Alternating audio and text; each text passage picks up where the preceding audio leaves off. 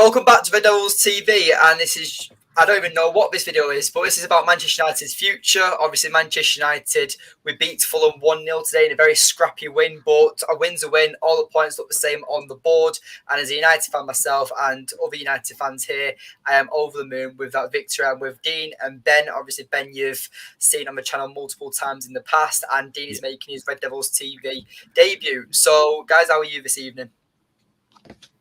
Grand, yeah. In a good humour. United won. And where are we now in the league? 7th or something like that? 6th. 6th. 6th? Yeah. Oh, okay. Happy days. Hopefully Newcastle will win. Exactly. So obviously, Man United, we're progressing. We're progressing, and obviously, it's not been the best start to the season, but no doubt, as the season goes on, like last season, we'll continue and get better and better and better. But Ben, what were your first thoughts on United with our performance today? I mean, it's pretty much the same as any game this season. Scrappy, hard fought.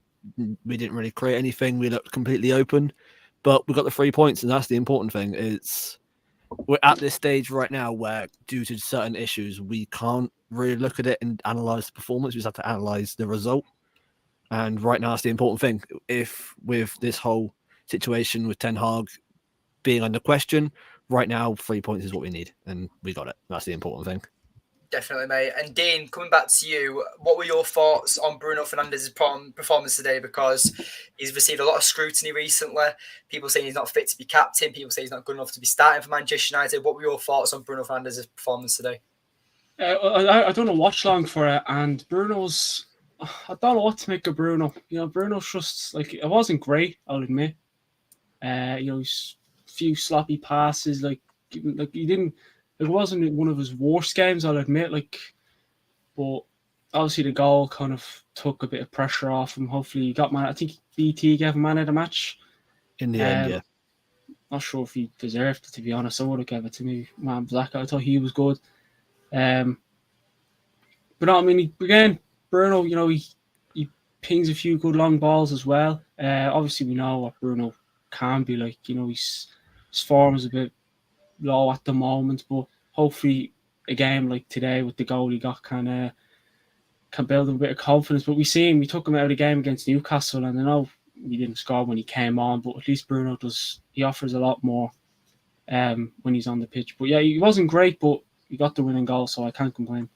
Yeah, I completely agree, mate. And I think this is what's brilliant about Bruno Fernandes, the fact that he can have an absolute stinker of a game, but still produce that one moment of brilliance. If you give Bruno that chance, he will produce something like that. You think back to Burnley earlier this season with that beautiful volley, an average game, but gets the goal of the month for the September month.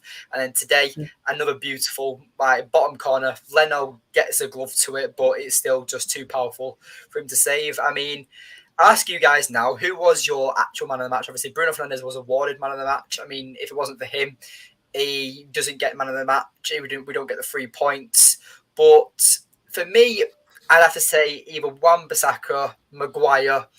But I want to give a shout out to Palestra as well, because what Palestra did in that 20, 30-minute cameo, I've not seen Anthony do all season long. Now, I know Anthony had his suspended period of time, but still, that shouldn't matter. He's had way more chances than what Palestra has had. And I personally believe that Palestra should get more opportunities. But Ben, what were your thoughts, and who was your man of the match? Are we just saying United players, yeah? Because I thought man of the match was Palhinha at Fulham. But if we're going to go just United, it will have to be probably Maguire, considering, 3 times he came off the pitch for concussion warnings. Yeah. And he just didn't look right, but still won everything in the air. Their threat was from set pieces, and he nullified that quite well. And yeah, it's difficult because, like I said, it's a completely scrappy game. We didn't really quite get a foothold of it. I don't think there's much we can look at and say this person was good in this situation. But like you said, Palestri was a bright spark when he came on. He just looked like he gave a damn, which is always good to see. He was fighting for every loose ball. He's still a little bit slight, but he puts the effort in, and that's something we can't say from most players at the moment. Yeah, and Dean, what are your thoughts as well? Obviously, you did say Wan-Bissaka, but what were your also thoughts? Well, again, even Maguire's up there as well for debate, isn't he? I mean, as that lad said, Maguire came off the pitch 2 or 3 times or whatever, and he was still on the pitch. I mean, I said it in the watch line. I says it takes a lot for Maguire to go down, because he'll want to prove. He'll want to. The last thing Maguire wants is to get injured when you have.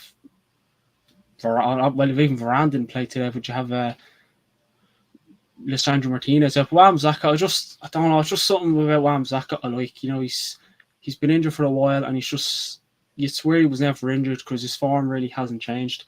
Yeah, the thing is with Wan-Bissaka as well is that his form, like he came on within the second half against Newcastle, and yes, he only conceded 1 goal when he came on against Newcastle, but 3-0. You kind of forget about the performance Wan-Bissaka put in, but he was definitely arguably our best defender against Newcastle. And today as well, it's clear that ERIK ten Hag rates Wan-Bissaka more than Diogo Dalot because Diogo Dalot's being forced to play at left back. Now, I know Diogo Dalot has played at left back and does suit that role more than Wan-Bissaka would, but at the end of the day, when we've got an actual left back in Reguilon on the bench, then I think that if Dalot puts another stinker in, Reguilon will be looking at being placed as the starting left back. But Ben, what are your thoughts on ERIK ten Hag's current rotation? Because obviously, again, like Bruno Fernandes, ERIK ten Hag has received a lot of scrutiny recently. A few United fans with big fan channels saying ERIK ten Hag out. What are your thoughts on people saying that?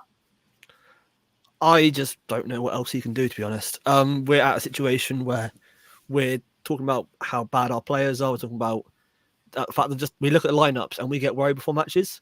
Before the City game, we said, "Oh, we're going to get pumped," and then we get frustrated when we lose. We look at the teams and we know it's not good enough. The starting 11 isn't good enough, and there isn't much we can do in terms of there isn't much of an option. So people are getting frustrated that we lose games when we go into them, and our teams it's much weaker. Like today, we played Fulham without our top goal scorer last season, without arguably our best player last season in Casemiro, without our 2 best centre-backs, a right back at left back, and people wonder why it's all cagey because we just haven't got the players to play how we want to play yet.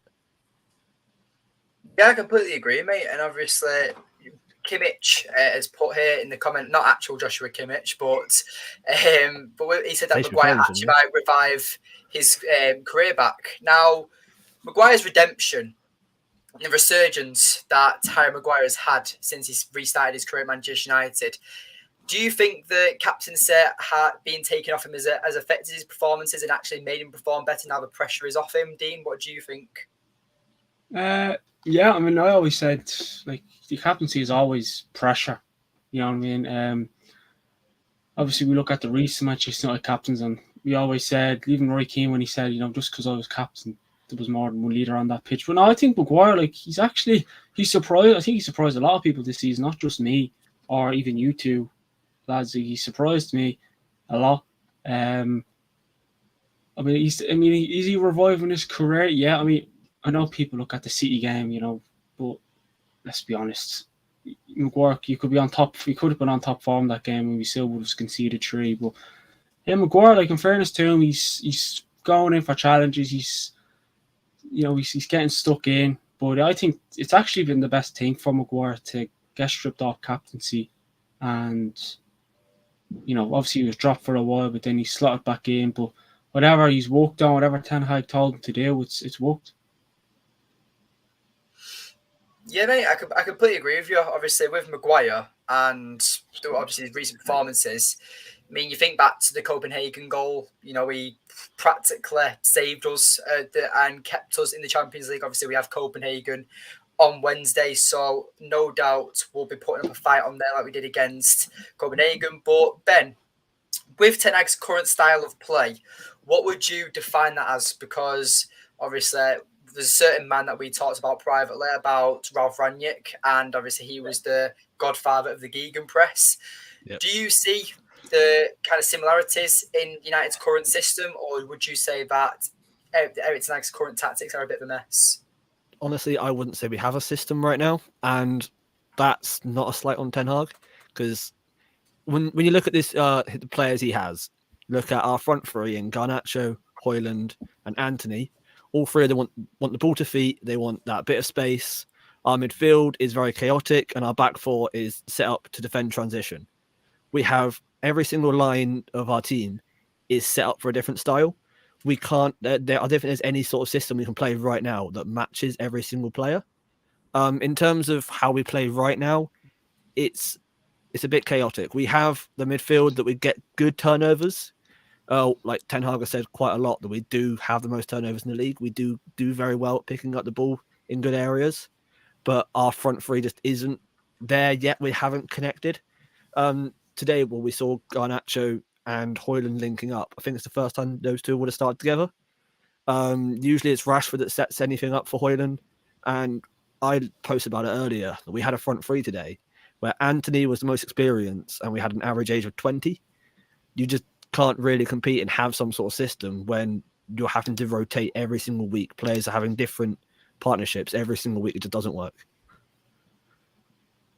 Yeah, I completely agree, mate. And obviously, what were your thoughts on Anthony's performance today? Because when I saw the starting lineup, I looked at it and I was like, again, I like Anthony, but I'm one of them fans where the price tag does matter. Now, you guys might be disagreeing. You might say that the player doesn't choose the price tag, but I just start to look at Anthony, and at no point has he shown he's a 50 or 60 million pound player. Never mind an 80 million pound player. Like when you sign a player for that much money and that you invest someone with that much money, you expect guaranteed performances. I mean, it's kind of like ridiculous to say because obviously the team that we're about to talk about, but Manchester City, look what they've done with Doku.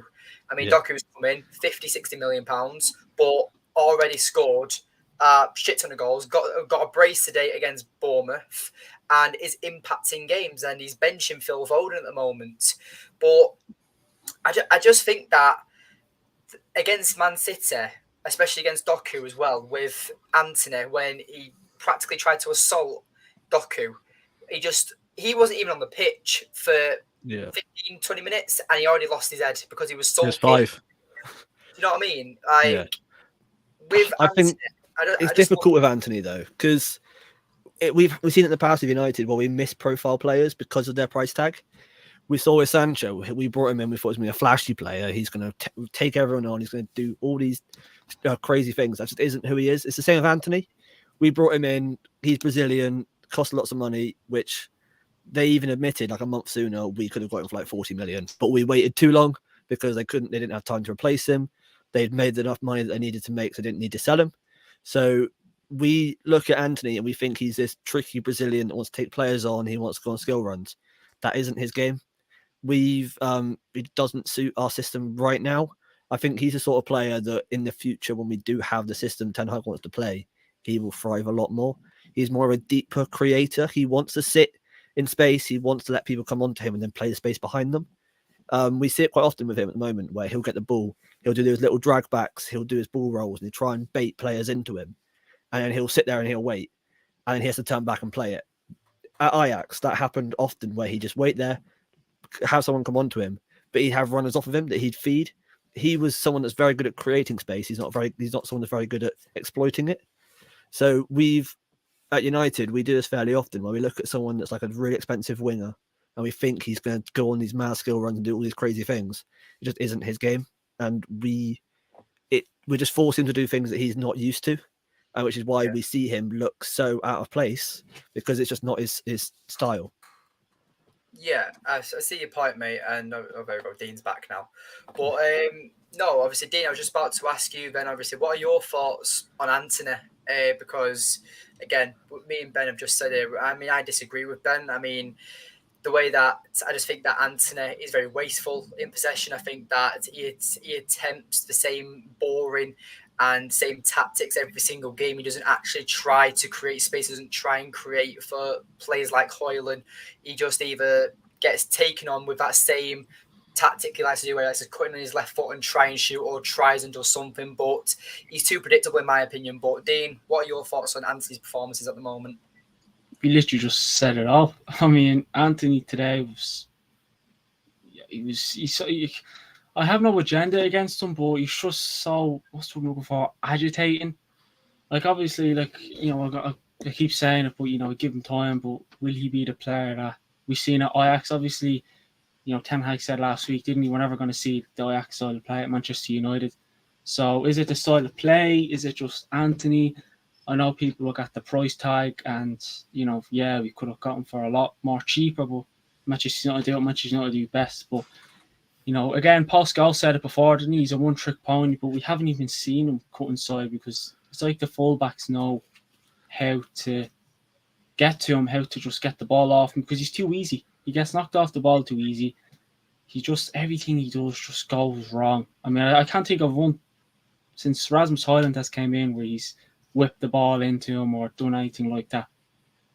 So, yeah, I agree, mate, because I had this debate with my granddad when I watched the game with him today, and I said to him that you look at like Man City's system when they have Jack Grealish and Mahrez last season, two inverted wingers like United play. So there's no like Phil Foden who's left-footed on the left wing who whips in crosses. So you've got Grealish who's right-footed on the left wing and Mahrez last season who was on the right wing and left-footed.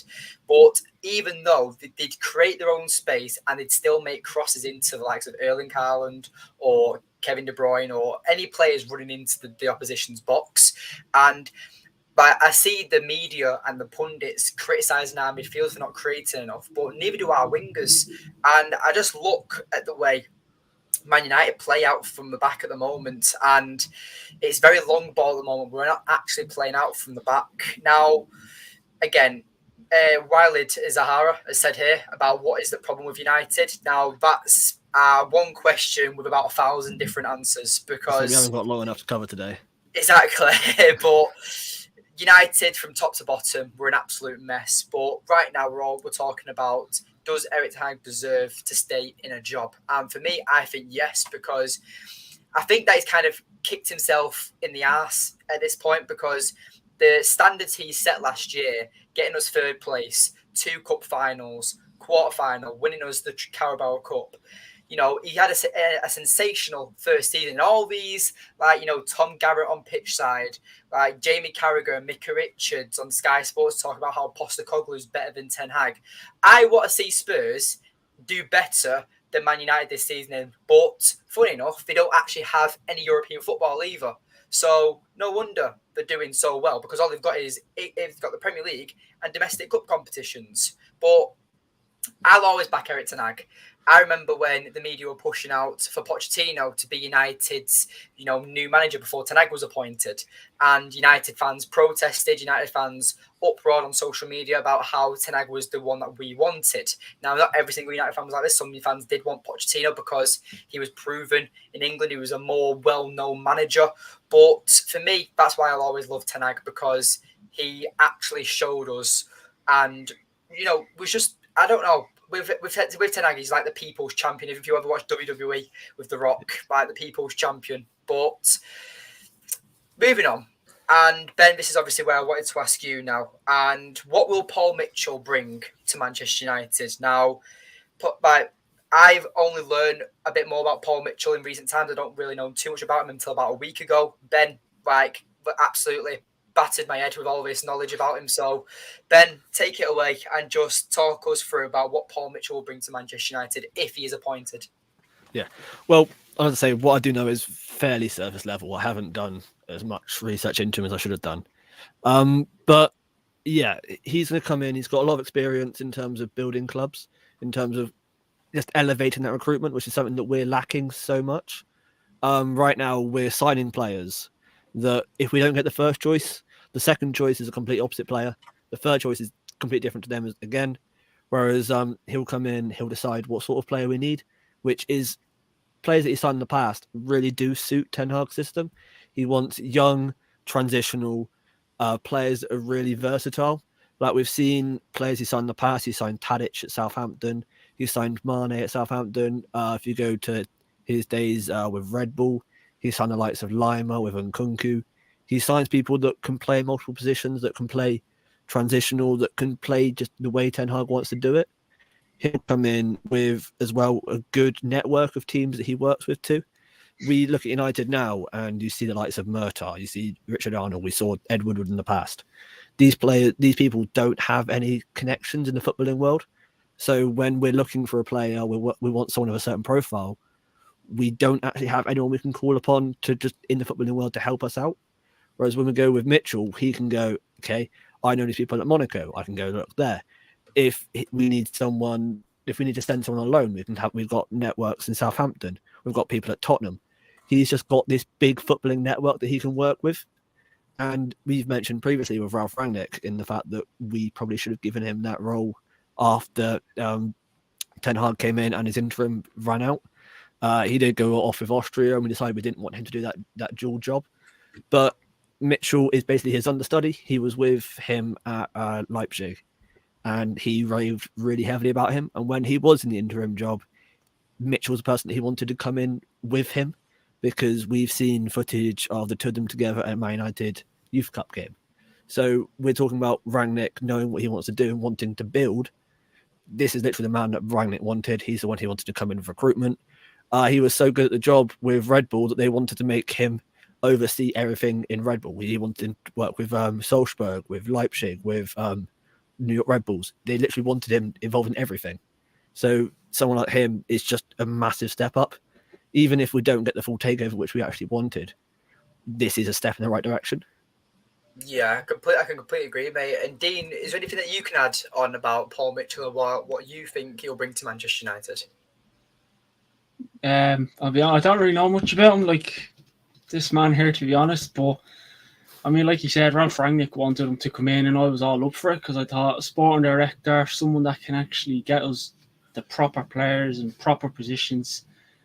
But like I said, I wouldn't know a whole lot about him. But I mean, he can't do any worse than what we have at the moment. But yeah, I mean, that's, as I said, I wouldn't know a whole lot about him. But all I know is he's probably one of the best out there that we could bring in. Will we get him? I don't know. I think, is it Jim Ratcliffe wants to bring him in or someone like that?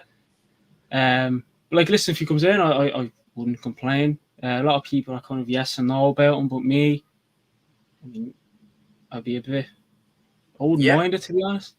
Yeah, but, I completely agree. And obviously, like Ben touched on as well, that with the likes of Paul Mitchell and what he would bring, he obviously has so many different connections. He obviously knows how to find proper talent. And as well, like if ERIK ten Hag was to give a player profile on someone like Antony, let's say Paul Mitchell was here last year and ERIK ten Hag wanted Antony, Paul Mitchell would go and get his scouts to go and find Antony and find out more about him and get evaluation, everything. But he'd also go and find, the likes of 5 other inverted wingers that would be either better or similar profile to Antony as well, who are also technical, who are also very skillful and can improve, and also the player, by the age profile of the player as well. So I do think that this will be a right step in the right direction. I mean, you think about Ralph Rangnick. It was in the January transfer window when he came into United, and he was asked about, are you going to be bringing any players anytime soon? And then he turned around and said that, well, I'm bringing through Anthony Elanga because he seems to be a very promising player who United could benefit from, because obviously we had the Mason Greenwood situation. Cavani, I believe, went out on loan to, was it, or Cavani was injured or something? No, it was Martial who went to Seville. Cavani was injured. Yeah, that was it. And then obviously Rashford, Sancho, they were out of form. It was practically Ronaldo just carrying us at that point. And Elanga came through just to be that extra man to help us pretty much. But Ralph Rangnick even said in that press conference that I'm talking about, was that he turned around and said that you've got players like Dusan Vlahovic for Fiorentina, you've got Julian Alvarez for the River Plate, who will go on to play for Man City, and you also have Luis Diaz for Porto. Them 3 players, and definitely 2 of them, in Alvarez and Diaz, have gone on to be very successful players for the team. Now, Dusan Vlahovic with Juventus, now I don't really follow his career as much because I don't really watch Serie A, but to my knowledge, he hasn't really hit the ground running like everyone thought he would.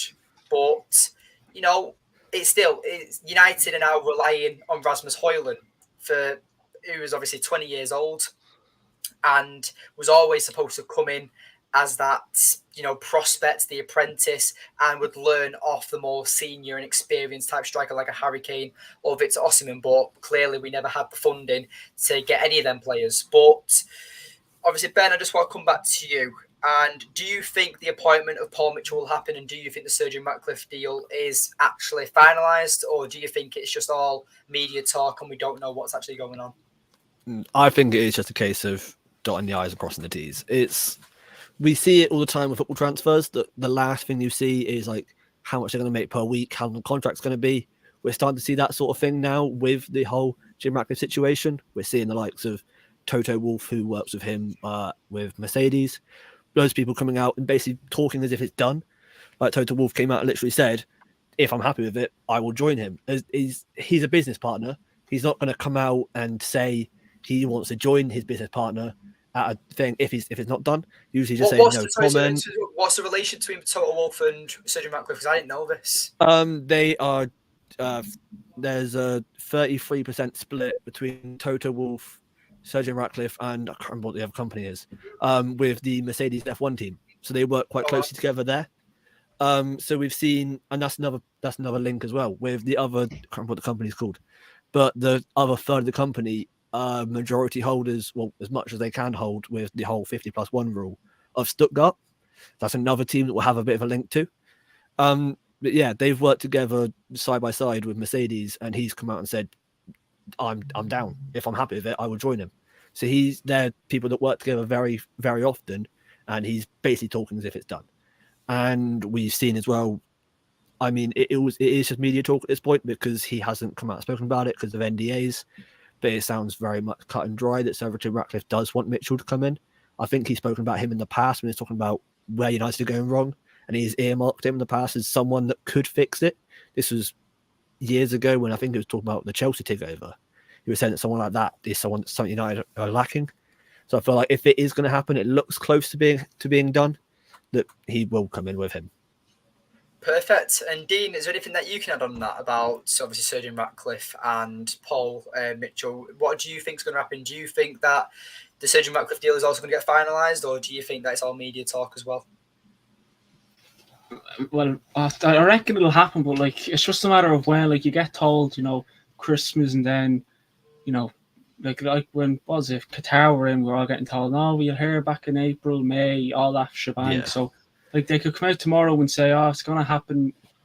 I don't know, the 10th of December, and I'll be like, "Yeah, don't believe it." Yeah. So I didn't want Ratcliffe. But obviously, what can we do now? There's nothing we can do. But I do think it'll happen. But it's just a matter of when. Like for all we know, it mightn't happen until next summer. It's just the way Manchester United do things. So, yeah. Yeah, I agree, mate. And obviously, with Sir Jim Ratcliffe, why is it that you didn't want him? Because I've spoken open about my channel that no, I didn't want Sir Jim Ratcliffe, but I just favoured the Qataris because their vision was just so much more open. They apparently had all the investment ready. They were going to clear the debt.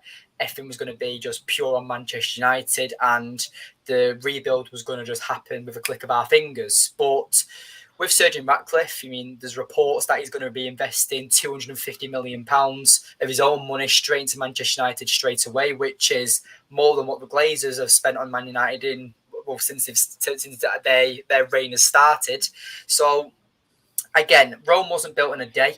And if Sir Jim Ratcliffe is actually competent and actually wants to take United into the right place, then I think that even though he's keeping the Glazers in charge for now, maybe this is the only way for him to get his foot in the door. Maybe when the negotiations were happening, Sheikh Jassim was saying that I will buy Manchester United now, and the Glazers were saying, well, no, we want to sell 25% now, and then we can talk about other percentages later on. Obviously, Sheikh Jassim, this is just all high palatial, it's all my theory, but then Sheikh Jassim was obviously no, want to buy the club. They said no. Sir Jim Ratcliffe maybe also wanted to buy the club. They said no, but he was willing to pay for this 25% to get his foot in the door for Manchester United. But what are your guys' thoughts on it? So don't go ahead, Dean.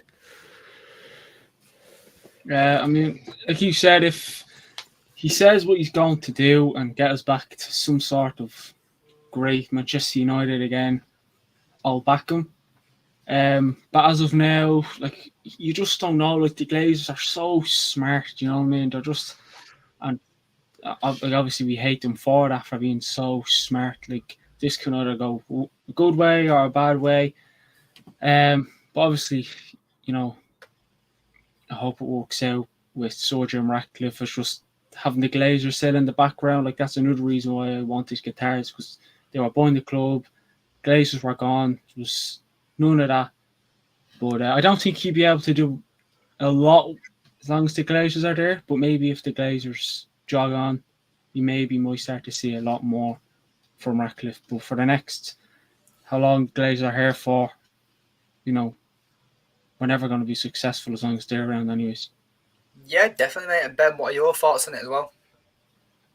I mean, from the start, I favoured Sanjay Ratcliffe before Qatar, just because I didn't want minority investment. Qatar came in, and then it was 100%. So I had to go because we all want them gone. So I went for whichever favoured them going quickly. But it quickly got to the case where we all saw they weren't going to go. People are talking about the fact that they have this valuation and that Qatar aren't willing to meet it, and that they favour it more valuable than it actually is. I don't buy into that, in the sense of people saying that the club's only worth about 3.5 billion. That isn't the case, because they're saying that it could be worth a lot more in the future, and that is 100% true. They bought the club 18 years ago, and we were worth 500 million. 18 years later, we're worth 3.5. We've been hearing reports of the fact that the 3 p.m. blackout's not going to happen. The Champions League is now on a new format. Just money in football is getting bigger and bigger and bigger. So the Glazers are looking at that and going, okay, we're worth 3.5 billion now. If we're going to sell it, whoever comes in, it's going to be worth this amount in about 5-10 years' time. So they're looking at that. So that's why I think they wanted that Jim Ratcliffe to come in 25%, and they can sell that little bit more every year, because they know that the valuation is only going to get bigger. So as much as I don't like them, it's sensible in the sense that they want it in installments, because they know that no matter what, the club isn't going to get any smaller. We're only going to get bigger. Yeah, because I remember watching the United stand, and when they were all debating about it, they were saying, I think it was Beth or Goldbridge, I can't remember who said it, but one of them said that if they're available to take and get 8 billion for it now off Qatar, and they want to save it for 10 billion in 5 years, why not just take the 8 billion now? And just there, because of 2 billion is a massive difference. It's not like a tenner that your mate owes you or something like that. It's literally just like, where's our billions? Like I can't pull out a billion out of my pocket anytime soon. Yeah. So, and obviously the Glazers, they're massive money merchants, and obviously they're going to want and get every last penny they can get out of Manchester United before they sell it. So you're probably spot on with that theory about how obviously the new Champions League format, that's probably why they're so obsessed with getting European football, because it's not just the Champions League as well, it's also the Europa League format that's changing as well, isn't it? Yeah. So the whole European, exactly. And also, like you said, the 3 p.m. blackout, obviously there'll be so much more revenue coming in for television rights and everything like that. So that's probably a spot on way of putting on it. But obviously, just before we end the show, obviously you guys, thank you so much for coming on the show tonight, and thank you for everyone who's commenting. Keeper, nice to see you, mate, as always. But yeah, obviously with Man United, how do you think our future is going to go? Obviously, Manchester United haven't had the best start to the season. Obviously, we're still not the favourites to progress in our Champions League spot. We're out of the Carabao Cup, so now our only domestic chance is the FA Cup. Do you guys see us winning any silverware or getting top 4 this season? Not silverware, but no, I don't even think we'll make top 4. I think it'll be top 6. I reckon it'll be 5th or 6th place we'll make it. Because you look at the teams ahead of us, what was it, Man City, Arsenal, Tottenham, I feel like Newcastle and Liverpool as well. So I feel like they'll be somehow getting their nose in there. But I predicted us to finish 3rd at the start of the season, because I thought, when you compare it to last season, I thought, here we go again. Going to be another great season. But I don't think we'll win any trophies, unfortunately. But top 6, I'd say, we'll make it. Yeah. But hopefully, we can build a good bit of form and do make top 4, but who knows? Yeah, and obviously, Ben, same question to you. Do you think United can progress through the Champions League? Do you think we'll get top 4? And do you think we can win the FA Cup?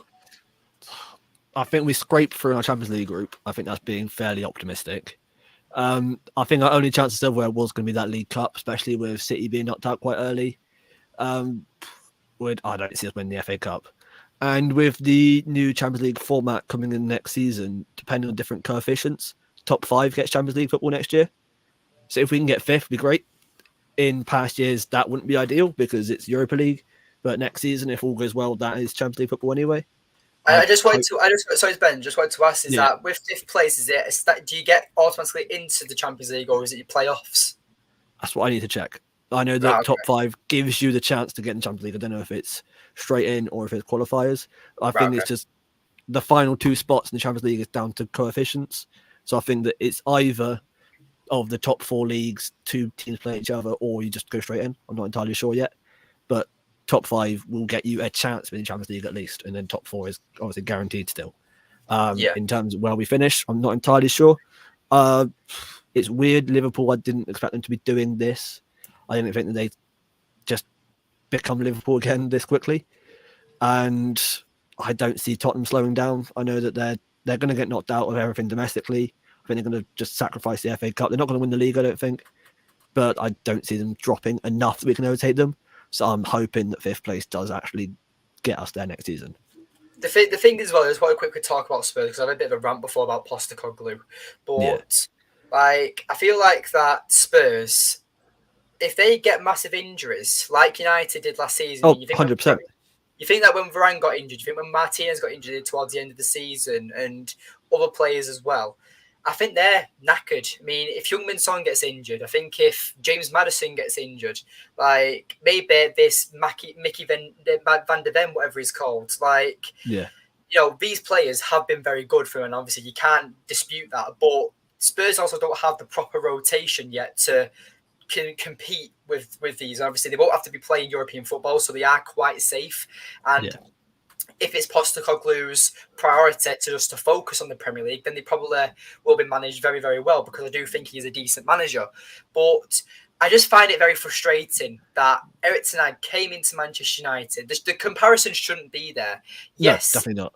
Yes, that Postecoglou is doing very well, but did Postecoglou have to deal with the Ronaldo situation? Did he have to did he have to deal with the fact that it was United's lowest points teller the season before? Did he have to deal with obviously the Glazers and everything and European football?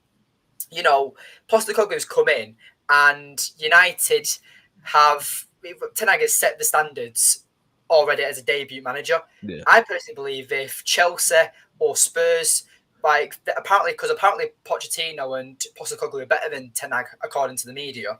If they don't win, if they both don't get top 4 and both don't win a trophy each and get to both cup finals, for me that shows why Ten Hag is better, because United is still one of the most toxic football clubs in the world from top to bottom. The fan base is divided. Thankfully, us three are actually got similar opinions, so that's a positive. We're in the right step in the right direction. But at the end of the day, I just find it frustrating that Ten Hag is getting this much scrutiny. Now, Dean, last question for you: are you Ten Hag in or out? In. And why is that? Do you think that he's just the right man, or do you think that there's no one better to replace him at this moment in time? I think he's the right man. I mean, getting rid of him, let's be honest, what have we learned from sacking the recent managers? What have we learned? Let's be honest, and then you look, I'm not trying to use injuries as an excuse, but you look at that, you look at the board, you just look at everything going on. If we had everything right, if this club was run properly, we wouldn't be in this situation at all. So I just think he's the right man. He knows how to rebuild the club.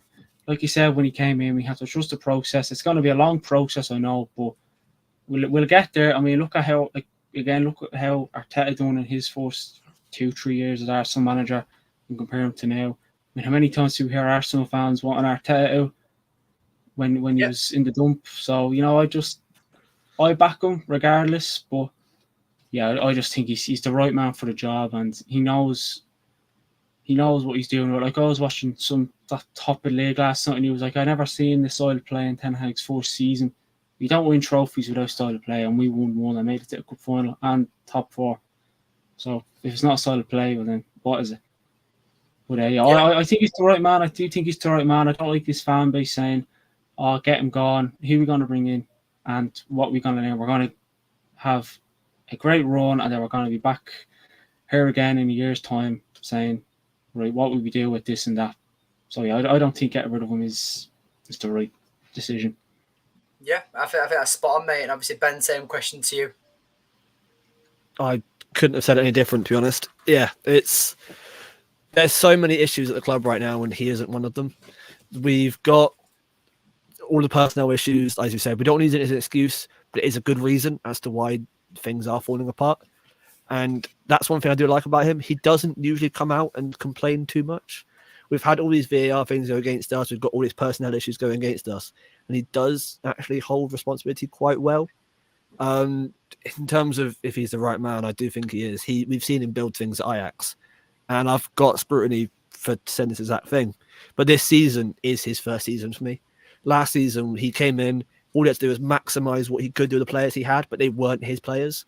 This season is about starting again, stripping it down, using what we had last season as like money in the bank. And now we push on and try and play how he wants us to play. Last season wasn't how he wants us to play, but he did enough. And he got us playing well enough that we got where we needed to get to. And now next season, well, this season is about pushing and trying to refine that style that he wants to do long term. And there's always going to be teething problems. Arsenal, as you mentioned earlier about them saying that they wanted Arteta out, they finished 8th, 5th, and then 2nd. We finished 3rd in our first season, got to the League Cup final, won it, got to the FA Cup final, lost unfortunately. But we actually have something to build upon, and we have a style of play that we're not there yet because we just haven't got the players to play it.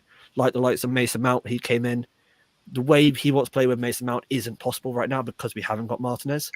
There's just certain things that aren't falling in place for him, and once they do, we'll start to see something more. And until then, I can't really judge it too fairly because he hasn't got what he needs to actually do what he wants to do. Yeah, but that's spot on, mate. And obviously myself as well, massive advocate for Ten Hag in. I think that anyone does say ERIK Ten Hag out is either doing it for clicks or they're doing it because they just don't see the vision. And obviously everyone's entitled to their own opinion. That's what makes football football. Everyone has different opinions. I mean, there's been a few times in this video where we've had like little disagreements, but you know, we all support United and that's the main thing. But with ERIK Ten Hag, I firmly believe ERIK Ten Hag in, I think he's the right man to take us forward. I mean, the fact is that people say that, can you see ERIK Ten Hag winning the Premier League with Manchester United? Right now, no. But did Liverpool think that when they hired Jurgen Klopp? Probably not. Did Man City when they've hired Pep Guardiola? Maybe. But I feel like that everything happens for a reason. And I can firmly say that Red Devils TV will always back ERIK Ten Hag. But Ben, Dean, thank you so much for being my guests tonight. I really appreciate it. Obviously, Ben and Dean's links are in the description down below. So go and follow Ben on Twitter. Go subscribe to Dean's YouTube channel as well, The United Way. And also don't forget to subscribe to Red Devils TV. We're on the road to 1,000 subscribers. I've said if we get to 1,000 subscribers before Christmas, I'll do one of them ghost chili crisps on stream. So for someone who eats a chicken korma when he goes to a curry house, you know, it's going to burn my fucking mouth off. But anyway, I appreciate. What are you on now? Pardon? How many subs are you on now? I'm on 930. So all right, we'll get you 1,000. Don't worry. All right then. Well, well. Anyway, anything for 1,000 subs. But anyway, I appreciate everyone who's tuned in, and thank you this evening. And yeah, take care, guys.